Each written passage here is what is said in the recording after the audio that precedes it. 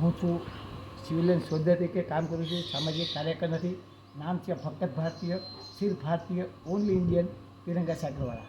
One man NGO છું. સૌથી પહેલાં રાષ્ટ્રપ્રેમના વિચારો આપનાર રાષ્ટ્રીયતા માટે કામ કરું, દેશની એકતાનો સંદેશો આપું છું અને ખાસ તો ક્યારેક ક્યારેક માનવતાના પર કામ કરું છું.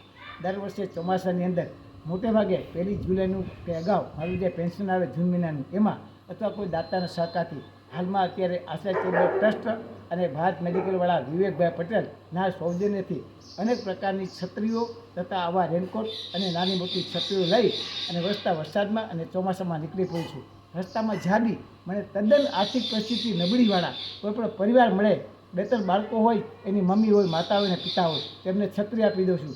કોઈ મજૂર મળે, કોઈ રેકડીવાળા, કોઈ પારકા કામ જતા હોય કે ભંગાર વિજ્ઞાની મહિલાઓ, માતાઓ, વૃદ્ધો હોય, તો એમને રેનકોટ આપી દઉં છું. તો આજે મજૂરો હોય, આર્થિક પરિસ્થિતિ નબળી જોઉં છું, કોઈનો ધર્મ જોતો નથી, હિન્દુ હોય, મુસ્લિમ હોય, તો કોઈ પણ ધર્મના હોય, ફક્ત નબળી સ્થિતિના લોકોને રેનકોટ અને છત્રી આપું છું. ક્યારેક અનુદાનથી અને ક્યારેક મારા પેન્શનમાંથી. દર વર્ષે ચોમાસા દરમિયાન ઓછામાં ઓછા 100થી 150 રેનકોટ અલગ અલગ પ્રકારના નાના મોટા તમામને લાગુ પડે એવા અને છત્રીઓનું વિતરણ કરું છું. એક જ નાનકડી કોશિશ કરું કે લોકો વરસાદથી બચે, આર્થિક સ્થિતિ નબળી હોય, એમની પાસે યોગ્ય છત્રી કે રેનકોટ ન હોય, એમના કપડાં પડે એવા નાની જરૂરિયાતવાળા લોકોને માટે દર વર્ષે ચોમાસામાં કામ કરું છું.